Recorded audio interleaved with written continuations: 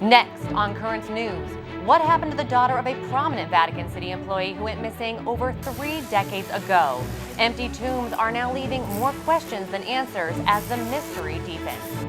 Tropical storm Barry is threatening the Gulf Coast and is expected to intensify into a hurricane before making landfall. Much of the South already feeling its effects. I'm Tim Harfman at the annual Bishop DiMarzio Golf Classic, where duffers are driving their carts and their clubs for a good cause. I'll have the whole story coming up. And it's one of Brooklyn's most loved Catholic traditions, the Giglio Festival. We'll tell you how the preparations are going to raise the ceremonial spire high into the air. The news starts right now.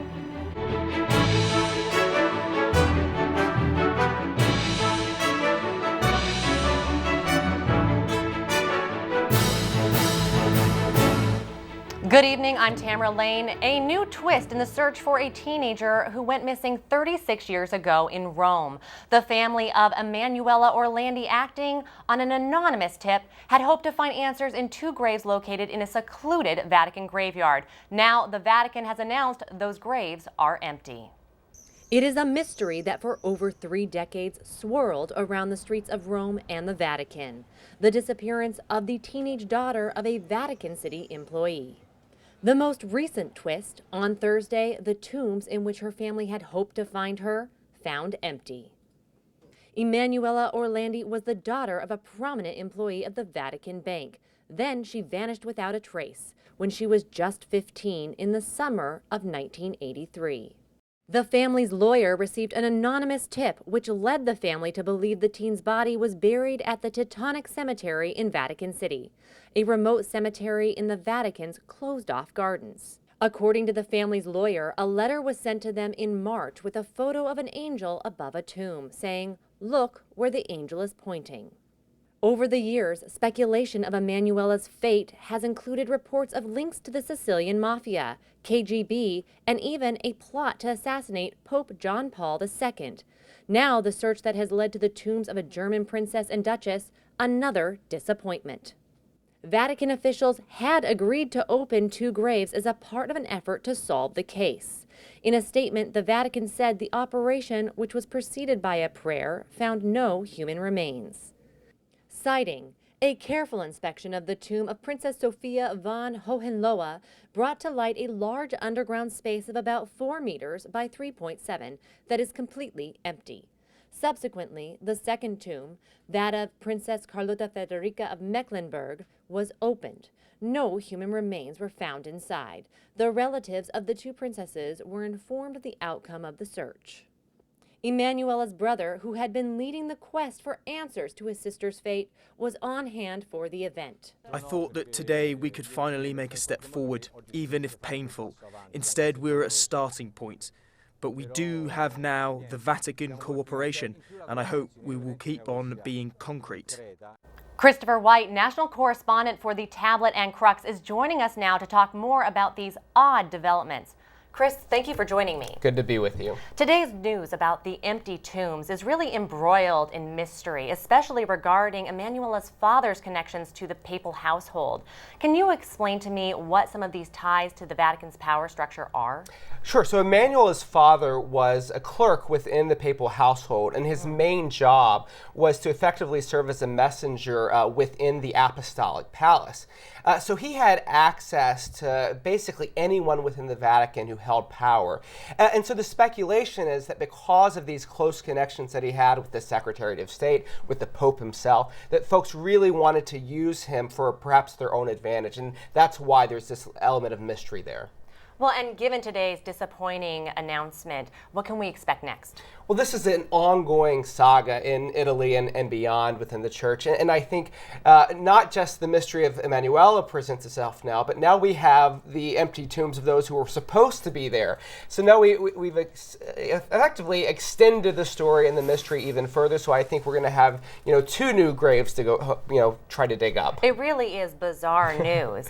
But this is not the only mystery that swirls swirls around the Vatican. Can you give us a little bit of a history lesson on what other things that the Vatican has hidden? Oh, well, where to start? There are so many. But I think perhaps the greatest one of all is, that of the sort of untold story of the search for the bones of St. Peter. The latter part of the 20th century was this great sort of, initially hidden search for the bones of St. Peter, starting with Pope Pius XII, that went all the way for over 3 decades until they found what they do believe are the likely bones of St. Peter's. But this involved actually the support of an American oilman who quietly funded this behind the scenes, because what most people don't realize is that St. Peter's itself is built on top of a necropolis, and so there are all sorts of graves that the church could spend, an eternity digging up, and probably will. National correspondent for the Tablet and Crux, Christopher White, thank you for joining us. You're welcome. Thousands of previously postponed ICE raids will begin this Sunday. According to reports, the efforts will take place in at least 10 major cities over multiple days and will include collateral deportations if authorities find other immigrants on scene. ICE has not confirmed the reports, but the acting U.S. Citizenship and Immigration Services Director says the raids are absolutely going to happen. The Diocese of Tucson is hoping to open a temporary shelter for immigrants. The human resources arm of the Diocese Catholic Community Services has reached a deal with Pima County in Arizona to turn an unused juvenile detention center into a shelter for asylum seekers. The county board will vote to approve the lease on August 6th. The Gulf Coast is bracing for Tropical Storm Barry, expected to make landfall this weekend. Parts of Louisiana are already under mandatory evacuation orders as the slow-moving storm bears down. Connor Powell reports the very latest from New Orleans. Heed every single warning. We're going to get heavy rainfall for up to 48 hours. Officials along the Gulf Coast are urging residents to get ready for Barry. Be prepared and have a plan for your family's safety. Barry, currently a tropical storm, is predicted to become a Category 1 hurricane before it makes landfall on Saturday. The slow-moving storm is expected to bring heavy rainfall, flash flooding, and storm surge. The number one threat is going to be water, is going to be the flooding and the heavy rainfall. A state of emergency has been declared in Louisiana, with mandatory evacuations ordered for low-lying parts of the state. Officials are expected to close dozens of floodgates to help lower the flood risk. But the amount of water expected from this storm is a huge concern for state officials. Parts of New Orleans already experienced flooding this week, and the Mississippi River is forecast to crest Saturday at levels not seen in almost 70 years. This will be the first time that we've had a hurricane make landfall in Louisiana while the Mississippi River was at flood stage. Connor Powell, Currents News. According to U.S. officials, armed Iranian boats tried unsuccessfully to seize a British oil tanker on Wednesday. The British ship was sailing out of the Persian Gulf when boats from the Iranian Navy ordered them to change course and stop in Iranian waters. The British warned the boats to back off, and the Iranians heeded. Efforts to oust the Sri Lankan government were defeated today over accusations that it failed to prevent the Easter Sunday bombings. Parliament struck down the no-confidence vote 119 to 92. The motion claimed that the government should not remain in office because it failed to respond to intelligence reports on the attacks. The estimated cost for the 9/11 Victim Compensation Fund has just been announced, and the price is high. $10.2 billion, according to the Congressional Office budget, is needed to compensate people who are still sick or dying from exposure following the 9/11 terrorist attacks. The number announced just days before Congress is expected to vote on the bill's renewal.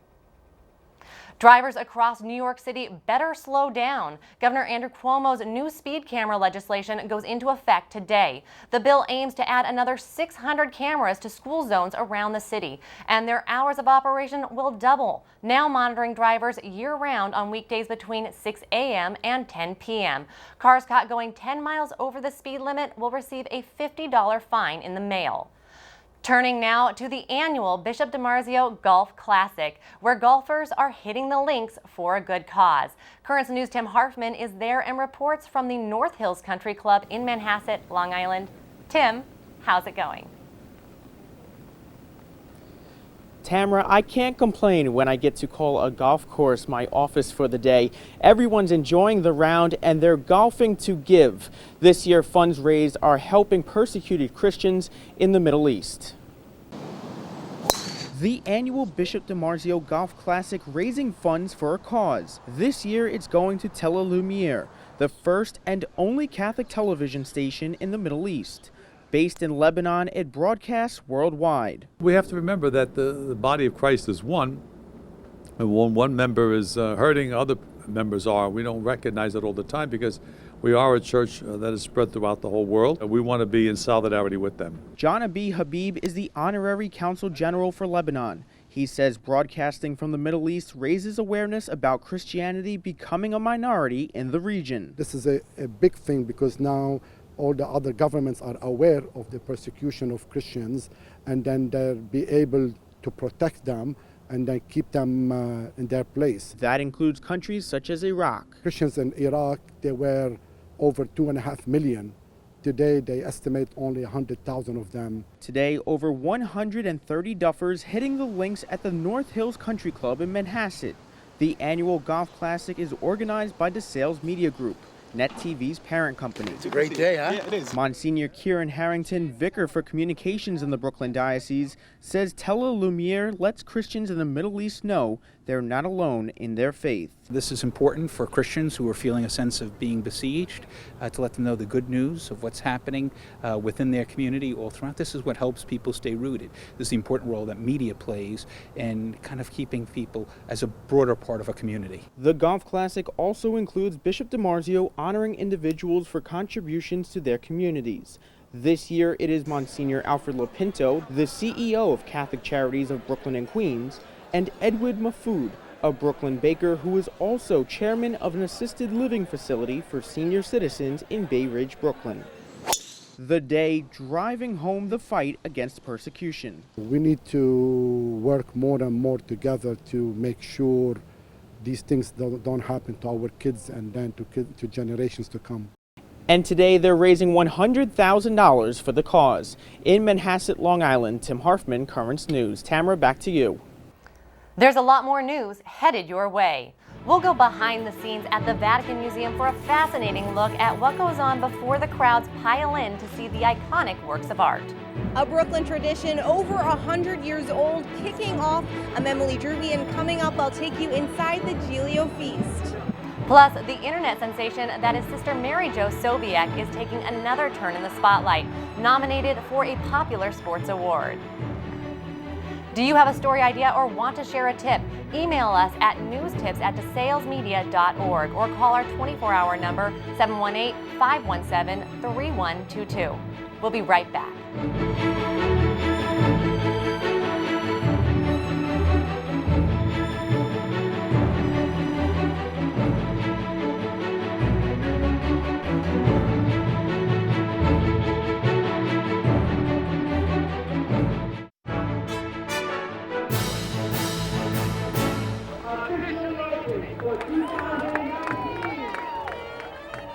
And with that, the Giglio feast kicked off in Williamsburg. The beloved festival opened with a mass and a procession with the Blessed Virgin. Thousands of people looked on as the nearly two-week festival kicks off with a prayer and celebration. Currents News' Emily Druby was there and reports on how the tradition has been bringing families to the parish for generations. As the Blessed Virgin was carried out of Our Lady of Mount Carmel Church, so was a tradition over 100 years old. The church's nearly two-week-long festival, known by many as the Giglio Feast, opening with a mass celebrated by special guest Archbishop Bernardito Auza, the Pope's representative to the UN. Gave to his disciples. Connie Least and Francis Garavuso were in the pews. Both have been attending the festival for over 60 years. It's something I don't want to miss. A tradition started by their parents when they were young, one they've kept as a part of their life. It's a tradition, and we dwell on tradition. We live on tradition. Just like the Chalmers, their family attending for generations, like Andrew, who has taken part in the tradition since he was a baby. And it's just good, to be with God. I just love being here, The church's pastor, Monsignor Jamie Gigantiello, explaining it's normal in this tight-knit community. It keeps the parish alive, but it's also a time for many people to come back to Brooklyn, to come back to the neighborhood, to their parish, and to celebrate our faith and the traditions that we were brought up with. Every year, thousands gathering to see the festival start. The Blessed Mother carried through the streets. And the Giglio lit. 2, 1.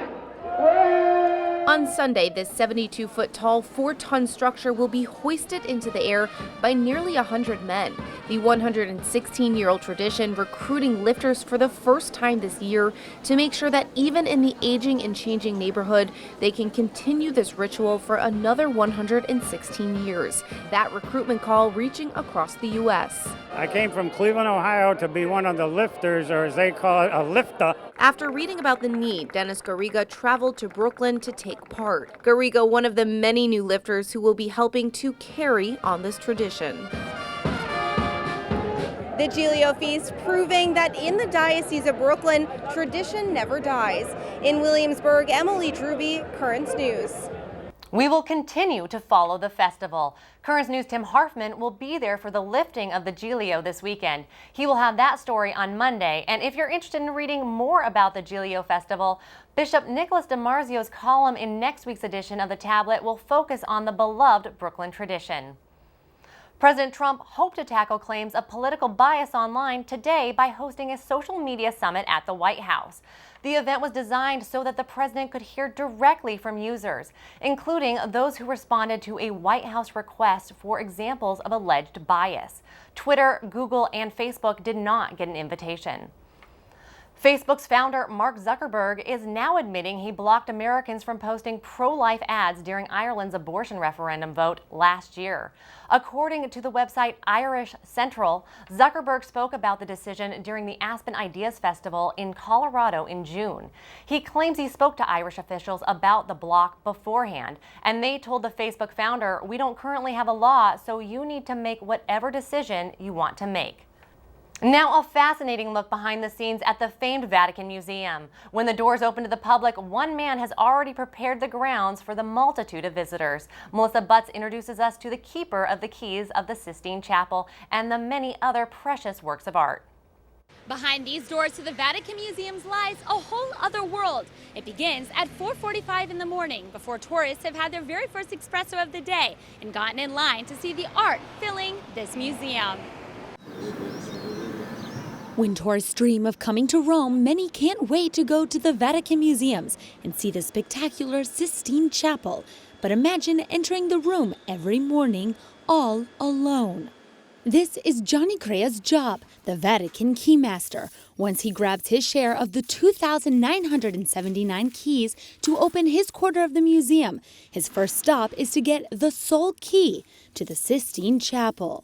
Qui siamo all'interno del bunker delle chiavi, dove andiamo a prendere la chiave della Cappella Sistina. We are inside the key bunker, where we get the key for the Sistine Chapel. It's inside another small box. We take the only copy, the only key to the Sistine Chapel that the Vatican Museums possess. However, the magic begins once the door is unlocked and the lights are turned on. I have the opportunity to open the Sistine Chapel for all the tourists that visit from around the world.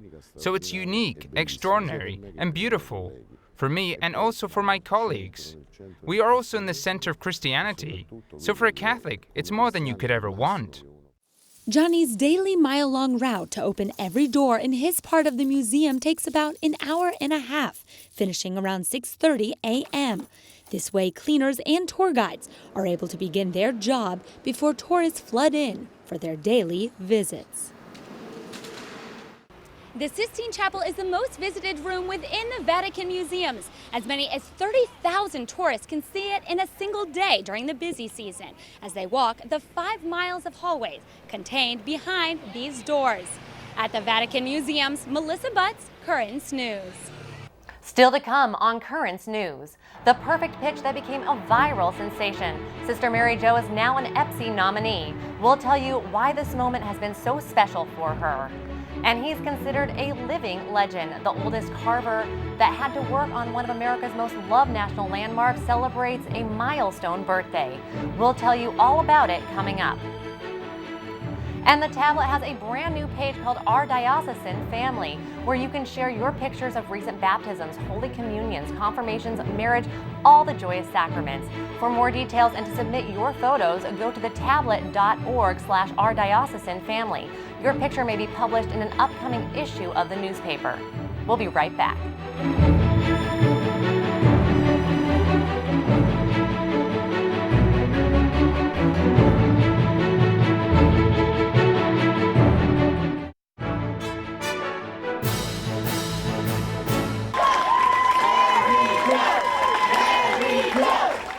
Superfans of Sister Mary Jo Sobiech cheering her on as she heads off to the EPSI Awards in the City of Angels, where she was nominated for Best Viral Sports Moment. Sister Mary Jo threw out the first pitch at a White Sox game and became a viral sensation. And while she didn't win last night, the theology teacher says she was thrilled to be part of such a special moment. This has been something countercultural that has just brought hope and inspiration and a belief for people that they too can make a difference. Way to go, Sister Strike. And finally tonight, a man who literally made his mark in the history books. Nick Clifford is the only surviving carver of Mount Rushmore, and he recently celebrated another milestone. He turned 98. Travis Cummings reports on the birthday bash. A celebration in Keystone for a living legend. Known for his hands and work on one of the world's most notable landmarks, Nick Clifford's the last carver of Mount Rushmore still standing. Oh, Nick, you're too much. They're all gone now, and the last one. So I just I'm happy that my health is good, and I plan on living quite a while yet. Friends and family from all over came to celebrate Clifford's 98th birthday and his gift to the world. And I have been in love with Mount Rushmore since I came here when I was 6. So the idea that I got to meet someone who created this mountain to me was just like I met a rock star. With the help of his wife Carolyn of 45 years, Nick's still putting a dent in history. He's been a wonderful man. He's very kind and generous and somewhat shy. You wouldn't know that since he's in the public, but he enjoys what he's doing a lot. He and Carolyn are still involved with the National Memorial today, providing answers to the many questions people have about the legendary mountain. Somebody else was going to write a book about Nick, and I just decided since I had the questions and Nick wrote out the answer, we just publish our own. So we self-published the book, and that's what we sign up at Mount Rushmore. So his hands, his voice, and his heart are still moving this mountain. Makes me feel really good that all those people come and I get to talk to them and tell them the story about Mount Rushmore. Nick Clifford's been the last living carver for 12 years and hopes to keep living many more. Happy birthday, Nick. That was Travis Cummings reporting. Nearly 400 people helped to carve the iconic monument of Mount Rushmore. That is Currents News. I'm Tamara Lane. Thank you for joining us because we are putting your faith in the news. Hope to see you again next time.